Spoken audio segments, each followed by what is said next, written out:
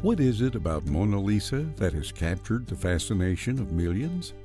The beloved oil-on-wood Renaissance masterwork, which currently resides in a room of its own at the Louvre, is known by many names.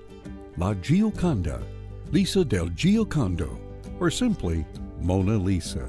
Created by history's most creative genius, Leonardo da Vinci, the Mona Lisa is an absolute feat of master craftsmanship. Its actual size is 77 by 53 centimeters, 30 by 20 7/8 inches, and is owned by the government of France. A remarkable instance of Leonardo's sfumato technique of soft, heavily shaded modeling figure of a woman dressed in the Florentine fashion of her day and seated in a visionary, mountainous landscape with an enigmatic expression which seems both alluring and aloof. The Mona Lisa's famous smile represents the sitter in the same way that the juniper branches represent Ginevra Binche, and the ermine represents Cecilia Gallerani in their portraits in Washington and Krakow, respectively. A very visual representation of the idea of happiness suggested by the word Gioconda in Italian, Leonardo made this notion of happiness the central motif of the portrait. It is this notion which makes the work such an ideal. And it is not just the sitter that gives that fascinating quality to the painting. The nature of the landscape also plays a role.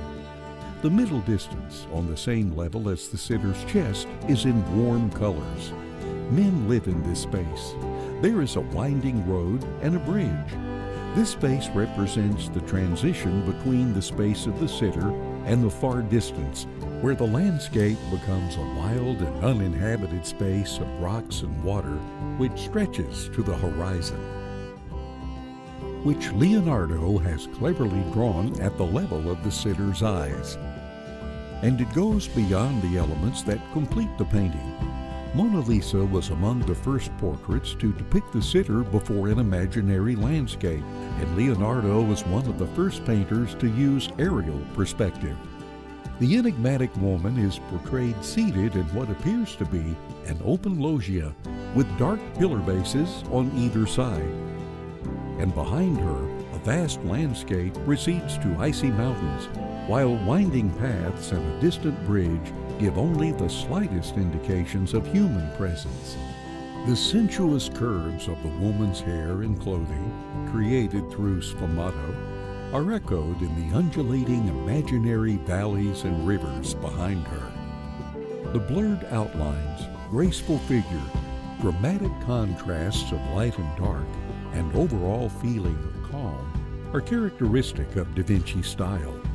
Due to the expressive synthesis that Da Vinci achieved between sitter and landscape, it is arguable whether Mona Lisa should be considered as a traditional portrait, or it represents an ideal rather than a real woman.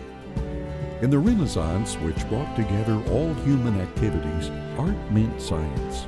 Art meant truth to life. Leonardo da Vinci was a great figure because he embodied the epic endeavor of Italian art to conquer universal values.